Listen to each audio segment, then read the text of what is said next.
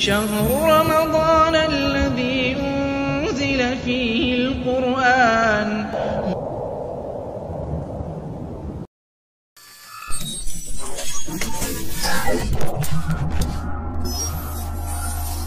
Roja Darussalam, menggemakan tauhid, menebar sunnah.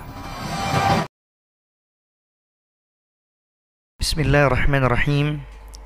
Assalamualaikum warahmatullahi ta'ala wabarakatuh.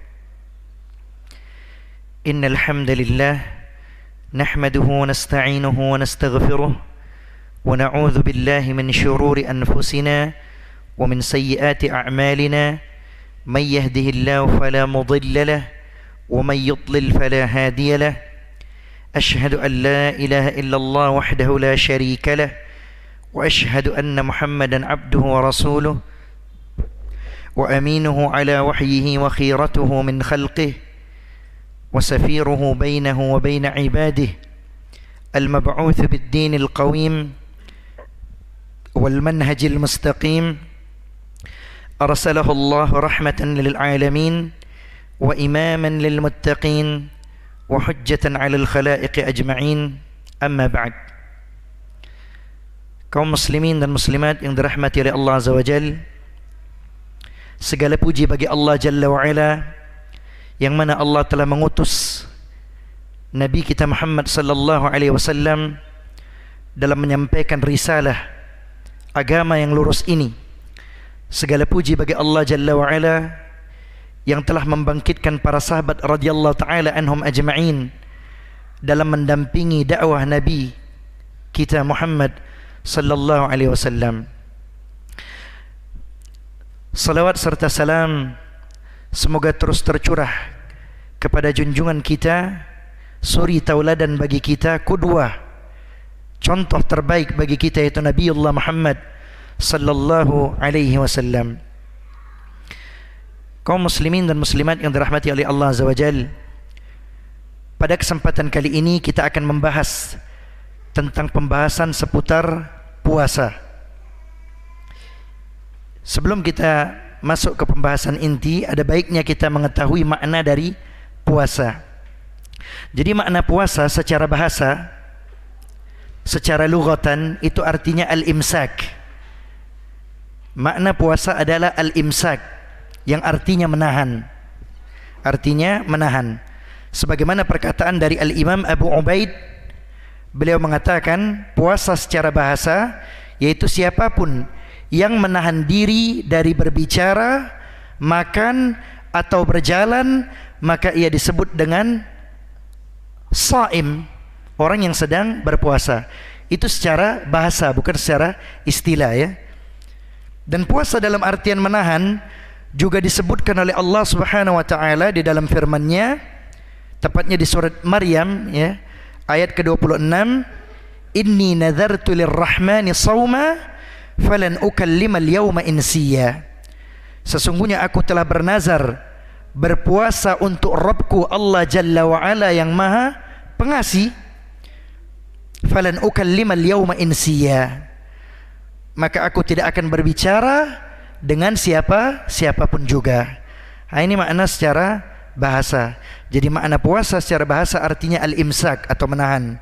Sedangkan menurut istilah, menurut syariat Islam, puasa maknanya adalah menahan diri dari segala hal yang dapat membatalkan puasa dengan niat beribadah kepada Allah Jalla wa Ala, dimulai dari terbitnya fajar sampai terbenamnya matahari. Ini makna secara istilah. Kaum muslimin dan muslimat yang dirahmati oleh Allah Azza wa Jalla, kemudian hukum puasa Ramadan. Hukum puasa Ramadan ini adalah wajib bagi setiap muslim mukallaf. Mukallaf ini yang sudah dibebani oleh syariat, dan juga qadir, mampu. Jadi kalau orang yang tidak mampu, tidak dipaksakan. Puasa ini wajib bagi muslim mukallaf dan dia mampu untuk melaksanakannya.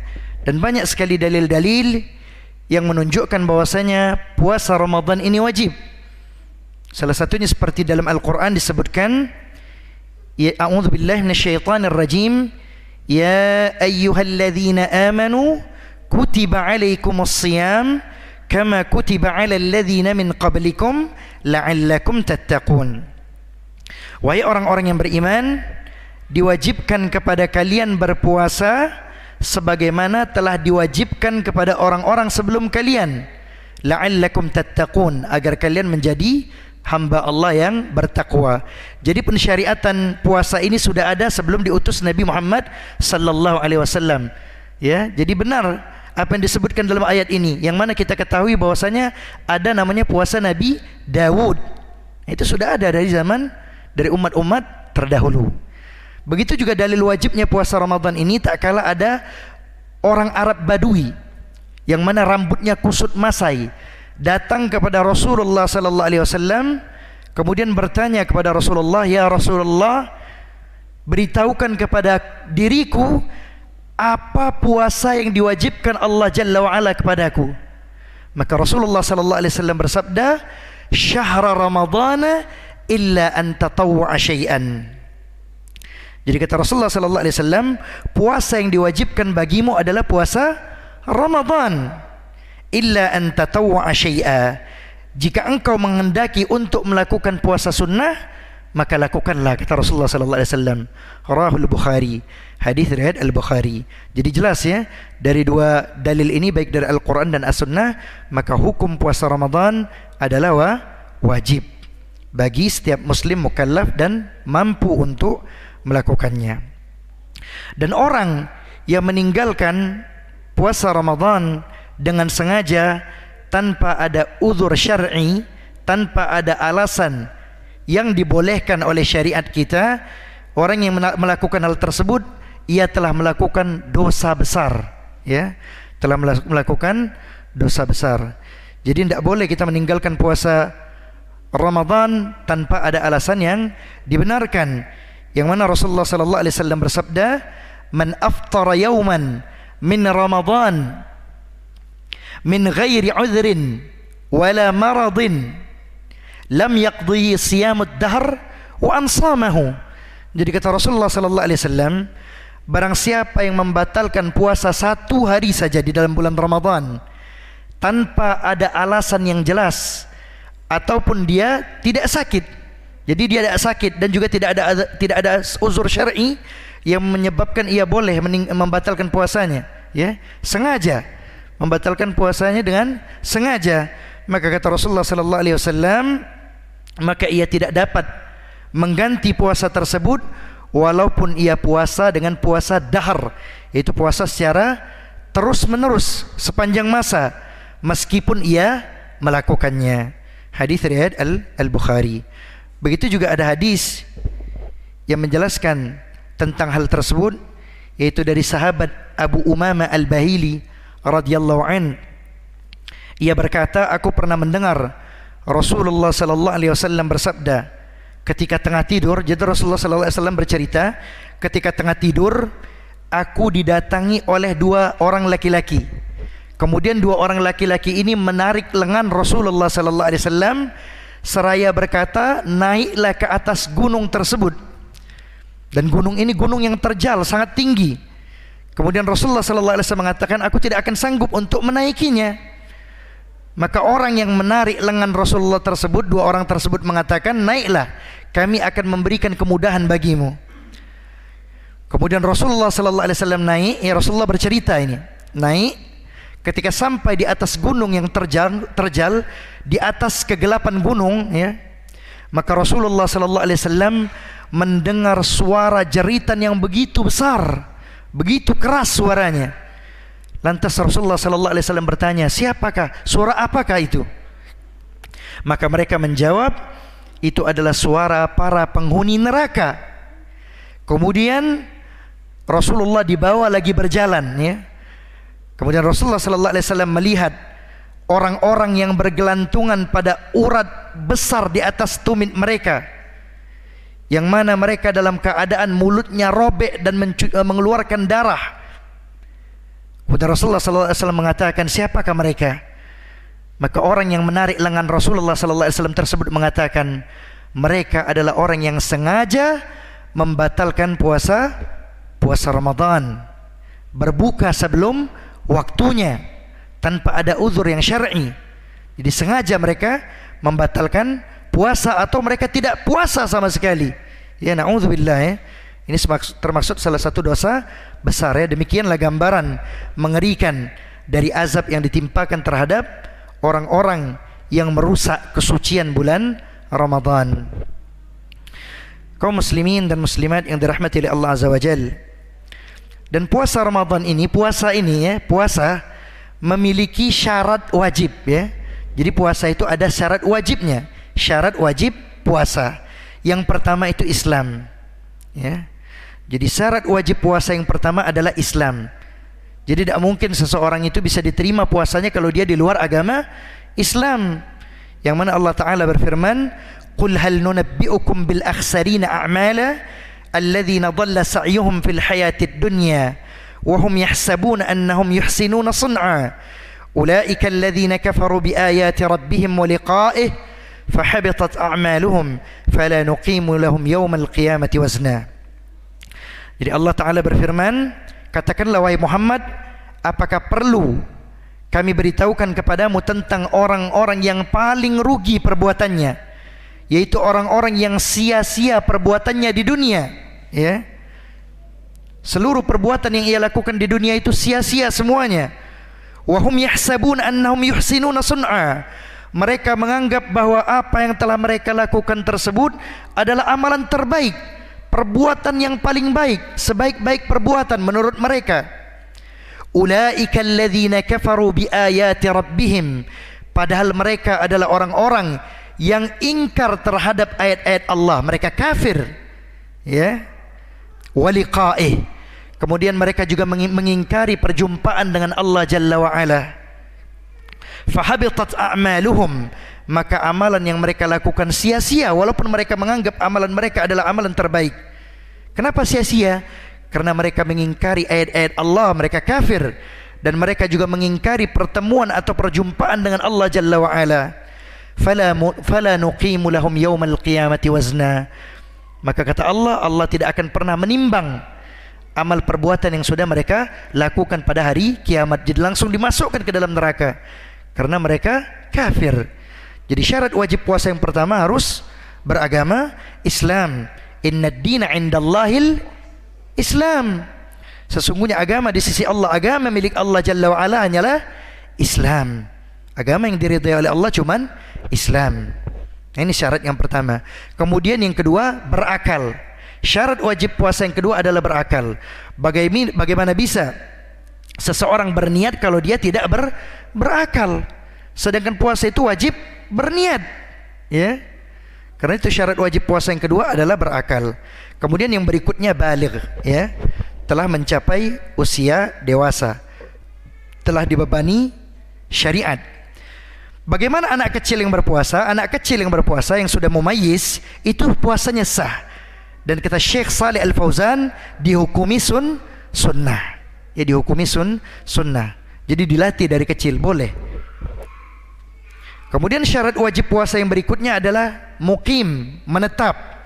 Bukan seorang musafir. Karena orang yang safar itu Allah berikan rukhsah, keringanan untuk membatalkan puasanya, ya.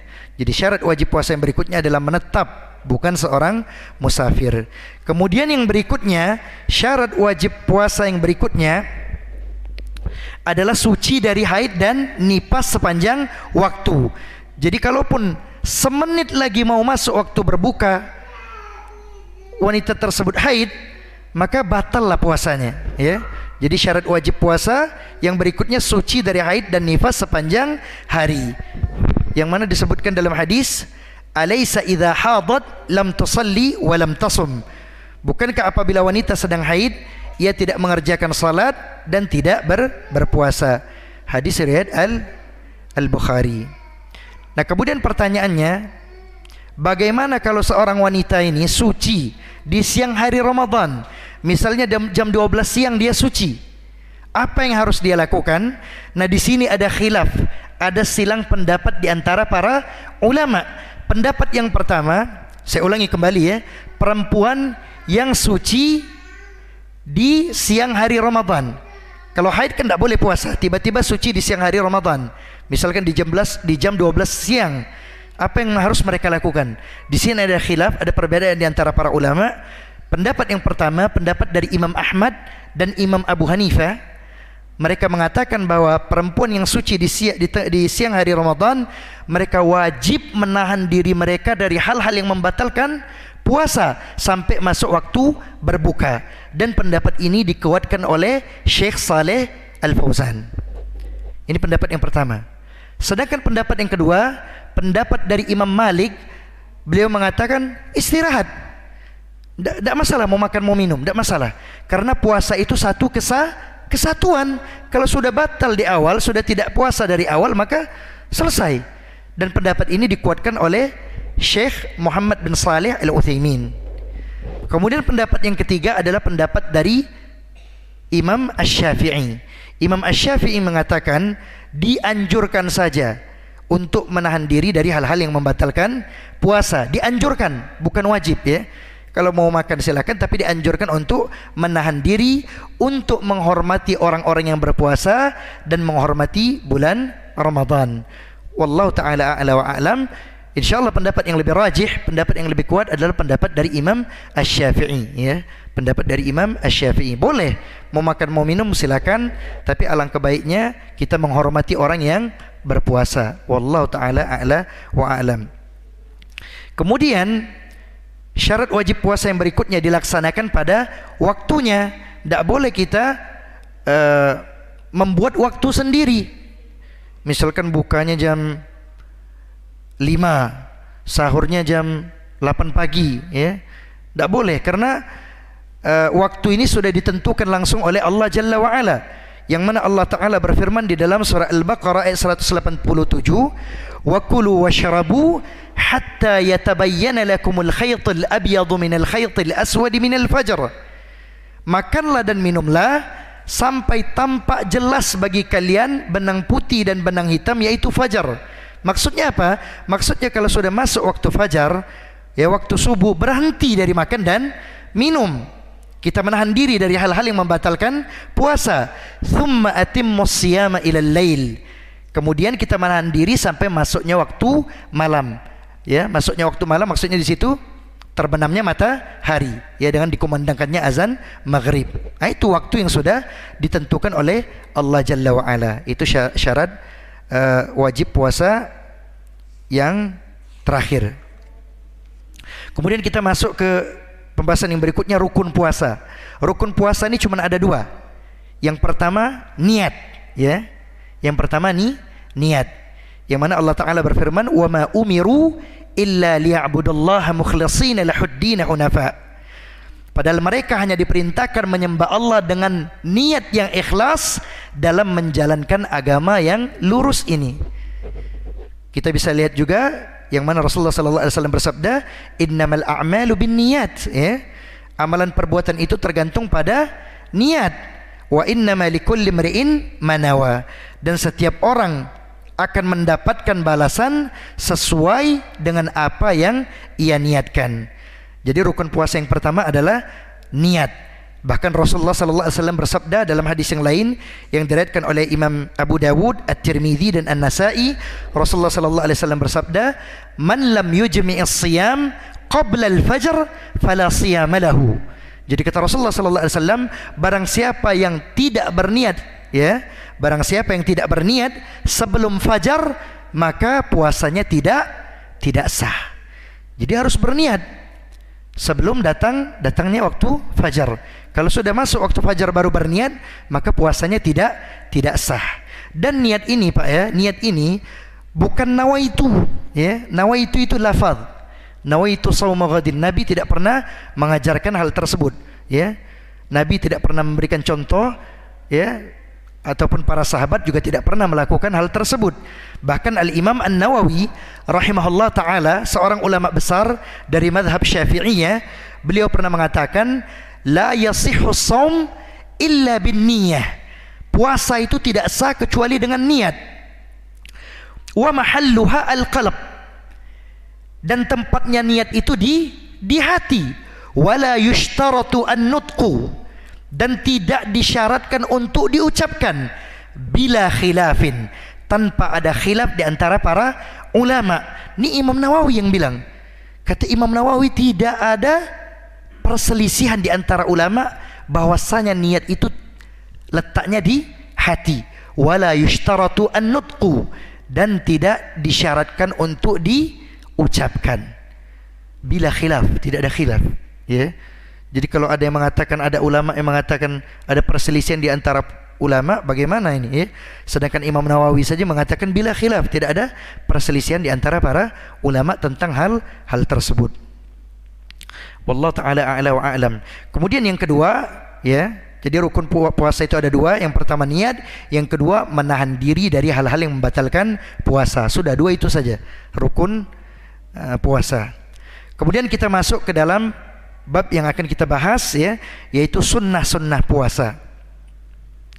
Jadi banyak sunnah-sunnah yang diajarkan oleh Rasulullah sallallahu alaihi wasallam kepada kita agar kita bisa mengikuti apa yang diajarkan oleh Rasulullah sallallahu alaihi wasallam. Yang pertama, hendaknya kita sebagai kaum muslimin ketika kita berpuasa, kita tidak meninggalkan makan sahur, ya. Karena Rasulullah sallallahu alaihi wasallam bersabda, "Tasahharu fa inna fis sahuri barakah." Bersahurlah kalian karena di dalam makan sahur itu terdapat keberkahan. Bahkan di dalam hadis yang lain yang diriwayatkan oleh Imam Ahmad dan disahihkan oleh Syekh Al-Albani rahimahullah taala, Rasulullah sallallahu alaihi wasallam bersabda, "As-sahuru akluhu barakah." Makan sahur itu berkah. "Fala tad'uhu." Janganlah kalian meninggalkan sahur. "Walau an yajra ahadukum jur'atan min ma'in." Kalaupun seandainya tidak sempat untuk makan sahur, setidaknya bersahur dengan seteguk air, ya. Jangan sampai ditinggalkan sahur tersebut, kata Rasulullah, walaupun hanya dengan seteguk air. Kenapa? Fa innallaha wa malaikatahu yusalluna 'alal mutasahhirin. Karena Allah beserta para malaikatnya yang begitu banyak itu berselawat kepada orang yang bersahur. Nah, ini sunnah yang pertama, hendaknya kita melakukan makan sahur. Kalau tidak sempat, dengan seteguk air saja itu cukup. Itu sudah masuk ke dalam kategori bersahur, ya. Kemudian apalagi sunnah-sunnah yang diajarkan Rasulullah sallallahu alaihi wasallam, yaitu mengakhirkan bersahur dan menyegerakan berbuka ketika masuk waktunya. Yang mana Rasulullah sallallahu alaihi wasallam bersabda, "La tazalu ummati bi khairin." Umatku akan senantiasa berada di atas kebaikan, kata Rasulullah sallallahu alaihi wasallam. Ya, la tazalu ummati bi khairin ma ajjalul iftara wa akharus sahura. Jadi umatku senantiasa berada di dalam kebaikan, kata Rasulullah, selama mereka menyegerakan berbukanya dan mengakhirkan makan sahurnya, ya. Kenapa kita diperintahkan untuk mengakhirkan makan sahur? Secara medis ini untuk menguatkan tubuh kita, ya. Mungkin kalau kita makan di jam 12 malam, itu tubuh kita akan lemas di pagi harinya. Jadi secara medis pun ini terbukti, ya. Jadi Masya Allah, apa yang diajarkan oleh Rasulullah SAW itu terbukti secara medis. Begitu juga disuruh bersegera ketika masuk waktunya berbuka, karena badan kita sudah lemas, ya, kekurangan vitamin segala macam, gizi. Karena itu disuruh, diperintahkan untuk disegerakan, ya. Jadi sunnah puasa yang kedua, mengakhirkan bersahur dan segera berbuka ketika masuk waktunya. Kemudian yang berikutnya, sunnah yang berikutnya, berbuka dengan at-tamr. Jadi kalau kita orang Indonesia pada umumnya, kita tahunya kurma itu ya satu, kurma. Tapi kalau dalam bahasa Arab itu ada dua, Pak. Ada namanya at-tamru, ada namanya ar-rutab. Kalau at-tamr ini kurma yang sudah matang. Kalau ar-rutab ini kurma setengah matang. Kurma yang belum matang, setengah matang. Dalam masalah sahur, kita dianjurkan untuk bersahur dengan kurma yang sudah matang atau at-tamru. Yang mana Rasulullah sallallahu alaihi wasallam bersabda, "Ni'ma sahuril mu'min at-tamru." Sebaik-baik sahurnya orang yang beriman kepada Allah adalah at-tamru, kurma yang sudah matang, ya. Itu sunnah yang berikutnya, yang keberapa tadi? Ketiga, ya. Kemudian sunnah puasa yang berikutnya, meninggalkan perkataan dan perbuatan keji, ya, atau sia-sia. Yang mana Rasulullah sallallahu alaihi wasallam bersabda, "Man lam yada' qaula az-zur wal 'amala bihi wal jahla, falaysa lillahi hajatun an yada'a ta'amahu wa syarabahu." Barang siapa yang berpuasa, ya, akan tetapi ketika dia menjalankan puasanya, ia masih saja mengucapkan kata-kata dusta, bohong, kemudian melakukan perbuatan buruk, tindakan tercela, falaisa lillahi hajatun an yada'a ta'amahu wa syarabahu, maka Allah tidak butuh ia meninggalkan makan dan minumnya. Bahkan di hadis yang lain Rasulullah mengatakan, min husnil islamil mar'i tarkuhu ma la ya'nihi. Tanda baiknya Islam seseorang, ia meninggalkan perbuatan dan perkataan yang sia-sia. Hadis riwayat Al-Imam At-Tirmidzi. Jadi kalau ada orang yang mengusik kita, yang ingin mengajak berantem segala macam, memancing emosi kita, katakan, "Inni shaim, saya berpuasa." Ini yang diajarkan oleh Rasulullah sallallahu alaihi wasallam, ya. Jangan sampai puasa kita sia-sia karena perbuatan tersebut. Walaupun itu bukan hal yang membatalkan puasa, bukan muftirat, tapi termaksud muhbitat, sesuatu yang bisa mengurangi pahala kita, bahkan bisa menghabiskan pahala kita, yang akhirnya kita tidak mendapatkan apapun kecuali haus dan lapar. Kemudian sunnah puasa yang berikutnya yaitu berbuka dengan rutab. Jadi Rasulullah kalau sahurnya tadi dengan tamar, ya, tadi Rasulullah sahurnya dengan tamar, kurma yang sudah matang, sedangkan berbukanya Rasulullah sallallahu alaihi wasallam biasa berbuka dengan rutab, kurma setengah matang. Yang mana hal ini dikisahkan oleh Anas bin Malik. Anas bin Malik bercerita, kana Rasulullah sallallahu alaihi wasallam yuftir, ya, yuftir ala rutabat qabla an yusalliya. Jadi Rasulullah sallallahu alaihi wasallam biasa berbuka dengan rutab, dengan kurma setengah matang sebelum qabla an yusalliya, sebelum beliau melaksanakan salat maghrib. Fa in lam takun rutabatun fa ala tamarat. Dan jikalau Rasulullah sallallahu alaihi wasallam tidak mendapati rutab atau kurma setengah matang tadi, maka Rasulullah sallallahu alaihi wasallam berbuka dengan at-tamr, kurma yang sudah matang. Fa in lam takun hasawatin min ma'. Dan jika Rasulullah sallallahu alaihi wasallam tidak mendapati at-tamr atau kurma yang sudah matang, maka Rasulullah sallallahu alaihi wasallam cukup berbuka dengan seteguk air. Nah, ini sederhananya Rasulullah sallallahu alaihi wasallam dalam masalah berbuka. Begitu juga dengan sahurnya, ya.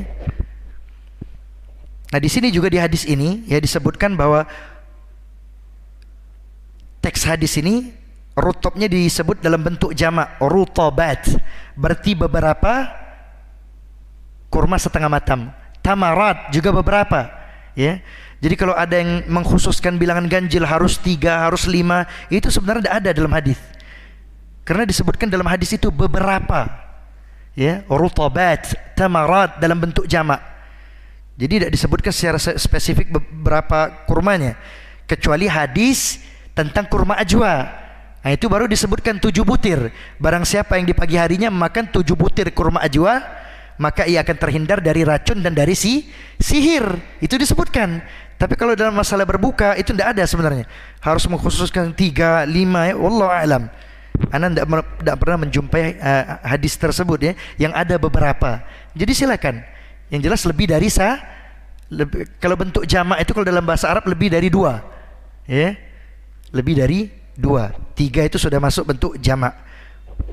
Yang jelas terserah, ya, tidak ada bilangan tertentu, terserah. Wallahu taala a'la wa a'lam. Kemudian hendaknya kita membaca doa, ya, ketika kita berbuka. Jadi ketika kita berbuka, kita baca bismillah, kemudian kita batalkan, ya, baik itu dengan air ataupun dengan korma. Kemudian kita membacakan sebuah doa yang mana doa ini dihasankan hadisnya oleh para ulama hadis dan juga dihasankan oleh Syekh Al-Albani rahimahullah. Yaitu doanya apa? Doanya dhahabadh dhama'u, telah hilang rasa dahaga atau haus, wa batallatil uruq, telah basah urat-urat kerongkongan, wa thabatal ajru insyaallah, dan semoga mendapatkan pahala dari Allah insyaallah. Jadi doa yang biasa tersebar di masyarakat kita seperti Allahumma laka sumtu wa bika amantu wa ala rizkika aftartu birahmatika ya arhamar rahimin, ini hadisnya lemah. Dan ada juga sebagian ulama hadis yang mengatakan hadisnya maudhu atau palsu, ya. Ada yang mengatakan dhaif, ada yang mengatakan maudhu. Tapi kalau ditanyakan apakah boleh kita berdoa dengan doa ini, dibolehkan. Ya, dan di dalam riwayat Ibnu Taimiyah pernah berdoa dengan doa ini. Yang tidak boleh itu kalau kita mengkhususkan, kita mengatakan bahwa ini adalah doa khusus untuk berbuka Ramadan, atau kita katakan ini adalah hadis Nabi, ya, ini dari Nabi. Nah, itu tidak boleh. Tidak boleh kita mengkhususkan. Tapi kalau masalah doa, fihi sa'ah, masalah doa itu luas.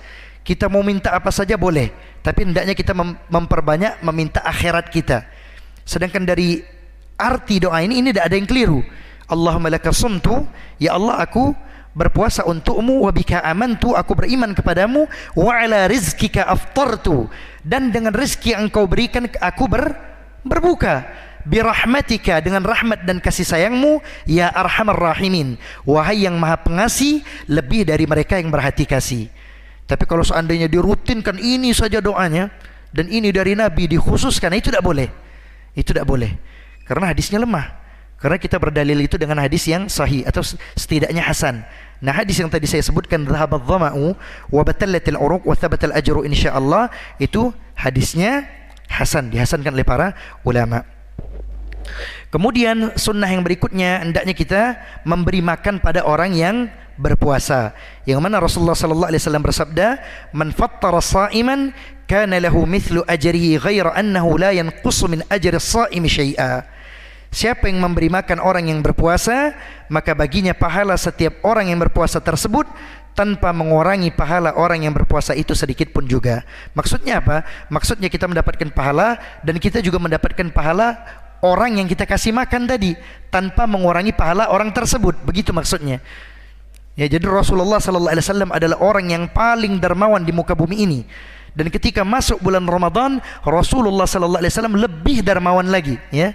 Lebih dermawan lagi dibanding di luar bulan Ramadan, ya.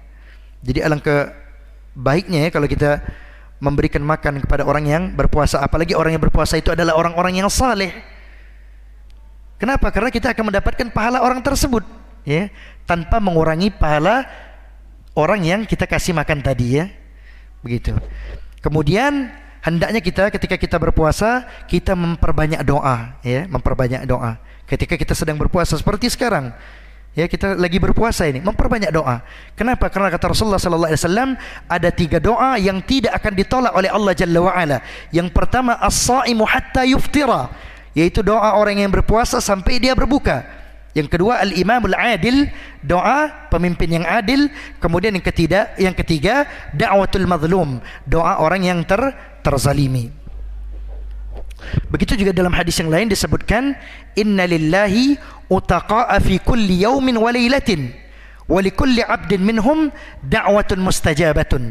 Jadi kata Rasulullah sallallahu alaihi wasallam, Allah Jalla wa Ala itu setiap harinya, baik di siang ataupun di malam hari di bulan Ramadan, Allah membebaskan hamba-hambanya yang bertobat, yang meminta ampun kepada Allah dari api neraka. Allah bebaskan, ya. Dan walikulli da'watin minhum walikulli da'watin minhum mustajabatun, dan setiap doa yang mereka panjatkan akan dikabulkan oleh Allah Jalla wa Ala. Nah, dari hadis ini kita ketahui bahwasanya hadis yang berkeliaran di masyarakat kita bahwasanya bulan Ramadan itu terbagi-bagi. Malam 10 malam pertama rahmat, pertengahan maghfirah, kemudian yang terakhir pembebasan api neraka. Hadis ini adalah hadis yang lemah, yang mana Allah membebaskan hambanya itu setiap hari di bulan Ramadan. Inna lillahi utaqa'a fi kulli yaumin wa lailatin fi Ramadan. Allah membebaskan hamba-hambanya dari api neraka di siang dan malam hari di bulan Ramadan. Tidak ada dibagi-bagi, dari awal sampai akhir Ramadan. Itu rahmat Allah turun, maghfirah Allah, begitu juga pembebasan dari api neraka siang dan malamnya seluruh, full 29 hari atau 30 hari, ya. Tidak ada dibagi-bagi. Ya, wallahu taala a'la wa a'lam.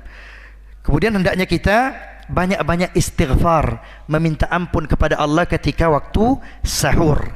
yang mana Rasulullah sallallahu alaihi wasallam bukan Rasulullah, Allah Taala berfirman dalam Al-Qur'an, wa bil ashari hum yastaghfirun. Ketika di waktu sahur mereka banyak beristighfar, meminta ampun kepada Allah Jalla wa Ala. Kemudian kita masuk ke pembahasan berikutnya, yaitu tentang pembatal puasa, ya. Pembatal puasa yang pertama insyaallah kita semua sudah tahu, ya, yaitu pembatal puasa yang pertama makan dan minum dengan sengaja. Kalau makan dan minum dengan tidak disengaja maka itu rezeki, tidak masalah, ya. Tapi kalau makan dan minum dengan sengaja itu membatalkan puasa. Yang mana Allah Taala mengatakan dalam Al-Qur'an surah Al-Baqarah ayat 187, wa kulu washrabu, makanlah dan minumlah, hatta yatabayyana lakumul khaytul abyadu minal khaytil aswadi minal fajr, ya, sampai kalian itu tak tampak jelas bagi kalian benang putih dan benang hitam. Yaitu apa maksudnya? Itu fajar, subuh. Jadi kalau sudah masuk waktu subuh berhenti, tidak boleh lagi makan dan minum. Nah, jadi makan dan minum dengan sengaja itu pembatal puasa. Itu yang pertama, ya. Dan ini disepakati oleh para ulama tanpa ada khilaf. Yang mana di dalam hadis qudsi juga disebutkan, yada'u ta'amahu wa syarabahu wa syahwatahu min ajli. Dia meninggalkan makannya, minumnya dan syahwatnya karena Allah Jalla wa Ala. Rawahul Bukhari wa Muslim. Hadis riwayat Al-Bukhari dan Muslim. Kemudian yang kedua, pembatal puasa yang kedua ini juga disepakati oleh para ulama, yaitu muntah dengan sengaja. Kalau muntah dengan tidak sengaja itu tidak membatalkan puasa. Misalkan kita sakit, kemudian kita muntah. Setelah muntah kita yakin bahwa kita sanggup untuk tetap berpuasa, maka itu tidak membatalkan puasa, silakan lanjutkan. Atau kita safar. Safar itu ada rukhsah, boleh kita tidak puasa, tapi kita pengen tetap puasa. Tiba-tiba muntah karena mabuk perjalanan, ya, muntah. Itu juga tidak membatalkan puasa kalau tidak memudaratkan kita, ya, tidak memudaratkan kita. Tapi kalau muntah dengan sengaja barulah membatalkan puasa. Yang mana disebutkan dalam hadis yang diriwayatkan oleh Abu Dawud, At-Tirmizi dan Ibnu Majah, Rasulullah sallallahu alaihi wasallam bersabda, "Man dzara'ahu qai'un."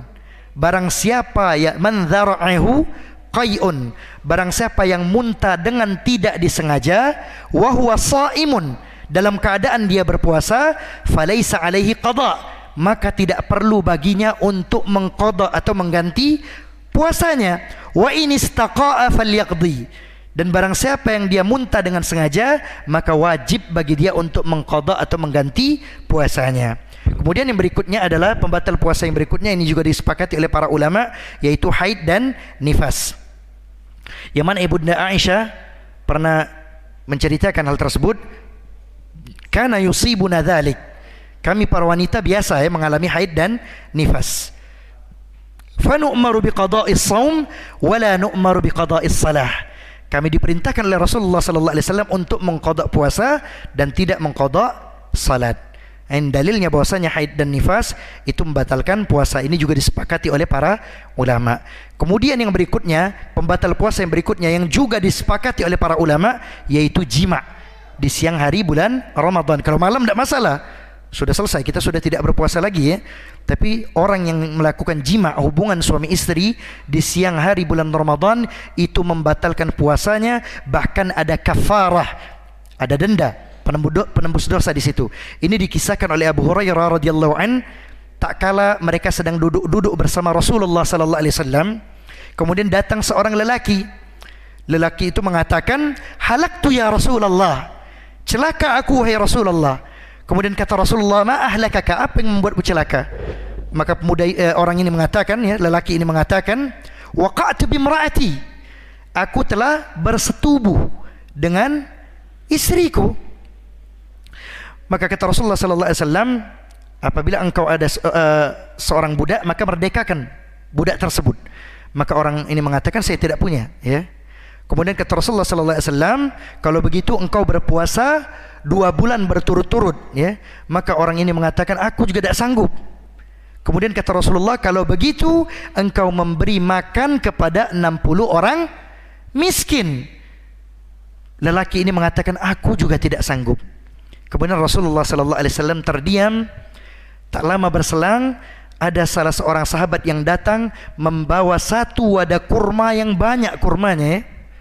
diberikan kepada Rasulullah sallallahu alaihi wasallam, maka Rasulullah mencari orang tersebut, kemudian Rasulullah berikan kepada orang tersebut, bersedekahlah dengan kurma ini kepada 60 orang miskin. Kemudian orang tersebut mengatakan, ya Rasulullah, dari timur sampai ke barat tidak ada orang yang lebih miskin di kota Madinah ini daripada keluargaku lah yang paling miskin di kota Madinah.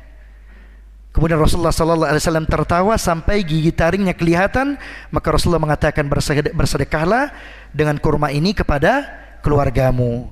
Nah, ini kafarah, ya, kafarah atau denda bagi orang yang melakukan hubungan suami istri. Kalau sekarang budak tidak ada lagi, ya, tidak ada budak. Berarti pilihannya dua: berpuasa 2 bulan berturut-turut, kalau tidak sanggup memberikan makan kepada 60 orang miskin. Sekarang pertanyaannya, bagaimana kalau ada seseorang yang sengaja membatalkan puasa di siang hari Ramadan, kemudian dia jima dengan istrinya? Maka kata para ulama, orang yang seperti ini dia telah melakukan dosa besar. Kenapa melakukan dosa besar? Karena dia membatalkan puasa dengan sengaja. Sedangkan kafarah tidak ada di situ, tidak ada kafarah di situ. Jadi kafarah itu untuk orang yang batal puasanya langsung karena jima. Itu yang terkena kafarah. Ya, itu yang terkena kafarah. Kalau seandainya dia batal dulu, kemudian dia berhubungan suami istri, tidak ada kafarah. Tapi kalau batalnya itu dengan sengaja, dia telah melakukan dosa besar. Tapi kalau seandainya orang musafir, misalnya safar, karena ada rukhsah, dia batal puasanya, boleh kan batalkan puasa? Kemudian dia berhubungan, tiba-tiba syahwatnya memuncak, berhubungan dengan istrinya, maka orang yang seperti ini dia tidak berdosa karena ada rukhsah di situ, ya. Dan dia juga tidak ada kafarah di situ, ya. Ini menurut pendapat para ulama. Wallahu taala a'la wa a'lam. Kemudian kafarah ini juga ada perbedaan di antara para ulama. Siapa yang membayarnya, ya? Siapa yang kena denda tersebut? Nah, ini ada perbedaan juga di antara para ulama. Pendapat yang pertama mengatakan bahwasanya kafarah itu suami dan istri dua-duanya semuanya kena, ya. Ini pendapat yang pertama. Suami istri semuanya kena kafarah. Ini pendapat yang pertama. Sedangkan pendapat yang kedua mengatakan yang kena kafarah itu, ya, kena denda itu siapa yang ngajak duluan. Kalau suami yang ngajak, suami yang kena. Kalau istri yang ngajak, istri yang kena. Ini pendapat yang kedua. Sedangkan pendapat yang ketiga, bahwa kafarah itu diperuntukkan kepada suami. Dan pendapat yang lebih kuat, pendapat yang rajih, pendapat yang lebih tepat, bahwa kafarah itu diperuntukkan kepada suami. Karena kita bisa lihat dari zahir hadis, dari teks hadis tersebut, bahwasanya Rasulullah tidak menanyakan istri orang yang bertanya tadi, ya. Tidak ditanya oleh Rasulullah, istrimu harus seperti ini dan seperti ini.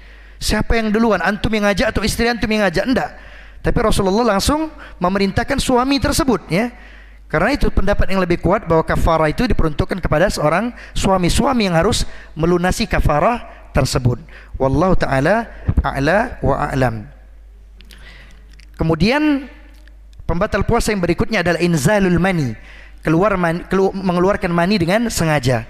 Itu onani, masturbasi, ya, itu pembatal puasa juga. Tapi kalau mimpi, ya, mimpi itu tidak membatalkan puasa karena tidak disengaja, ya. Itu sudah sunnatullah, ya. Tiba-tiba mimpi, cukup kita mandi wajib, selesai, tidak batal puasa kita. Tapi kalau mengeluarkan air mani dengan sengaja, maka batal puasanya. Begitu juga orang gila walaupun sekejap. Misalkan paginya dia sudah berniat, tiba-tiba di siang harinya gila, Pak, kena penyakit gila, ya. Maka orang yang seperti ini juga batal puasanya. Karena kita ketahui bahwa syarat wajib puasa itu adalah berakal. Beda dengan pingsan. Kalau pingsan ada khilaf di antara ulama, ada yang mengatakan batal, ada yang mengatakan tidak batal. Tetapi pendapat yang lebih kuat, pingsan tidak batal. Kalau seseorang di pagi harinya sudah berniat, ya, sudah berniat, kemudian di siang harinya dia pingsan, maka dia tidak batal. Karena orang pingsan itu terhitung dengan orang tidur. Orang yang pingsan akalnya tidak hilang, ya kan? Akalnya tidak hilang, terhitung sama dengan orang yang tidur. Begitu juga tentang bekam, ya. Ikhrajud dam minal badan, mengeluarkan darah dari badan. Al-hijama, bekam. Ini juga ada khilaf di antara para ulama. Ulama yang mengatakan bahwasanya berbekam itu batal puasa, mereka menggunakan dalil dari hadis yang mana Rasulullah sallallahu alaihi wasallam bersabda, "Aftar al-hajim wal mahjum." Batal puasa orang yang membekam, al-hajim wal mahjum, dan orang yang dibekam. Jadi ulama yang mengatakan batal, dia menggunakan hadis ini. Sedangkan ulama yang mengatakan bahwasanya bekam tidak batal, mereka mengatakan bahwasanya para sahabat mengatakan hadis ini mansukh, telah terhapus. Dan jelas pendapat para sahabat itu kuat ya. Mereka itu udul, orang-orang yang adil, ya udul ya.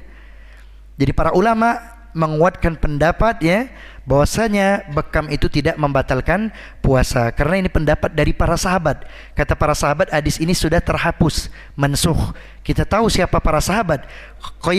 Khairul quruni qarni, sebaik-baik masa, sebaik-baik zaman itu zamannya para sahabat ya. Jadi pendapat yang lebih rajih bahwasanya bekam itu tidak membatalkan puasa. Kalau infus beda Pak. Kalau infus ya, kita diinfus itu batal puasa, karena infus itu adalah pengganti dari makanan. Sedangkan suntik, pendapat yang lebih tepat itu terbagi menjadi dua. Kalau seandainya yang disuntikkan itu ada cairan berupa pengganti makanan ya, ada zat karbo segala macam ya, maka itu membatalkan puasa. Tapi kalau suntik untuk penyembuhan seperti vaksin, itu tidak membatalkan puasa. Ini pendapat yang lebih kuat. Bahkan para ulama membahas tentang penggunaan alat untuk memeriksa lambung itu. Kalau ada orang penyakit lambung itu endoskopi ya, alat itu dibahas oleh para ulama ya. Kata para ulama, kalau diperiksa dengan menggunakan alat itu tidak membatalkan puasa. Kenapa? Karena alat tersebut tidak membuat seseorang kenyang dan tidak ada rasa nikmat di situ, ya kan? Dan yang masuk itu bukan makanan tapi alat. Sampai para ulama juga membahas tentang makan paku Pak, itu dibahas oleh para ulama. Ya, makan paku itu tidak membatalkan puasa. Tapi orang yang makan paku ini orang bego. Ngapain makan paku? Makanan yang enak banyak. Mungkin cukup sampai di situ ya.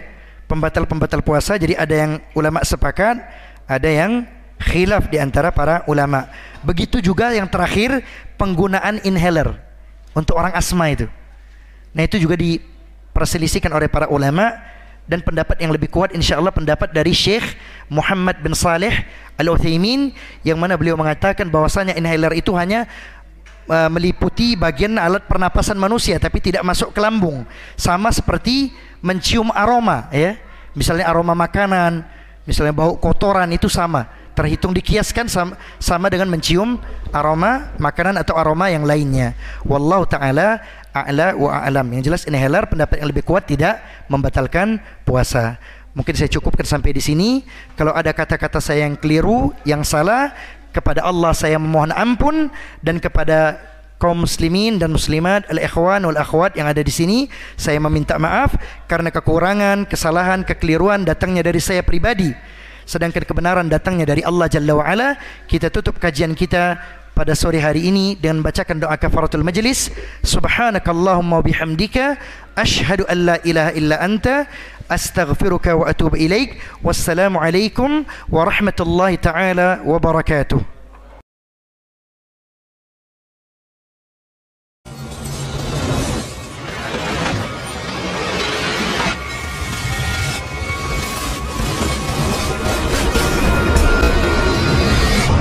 Raja Darussalam, menggemakan tauhid, menebar sunnah.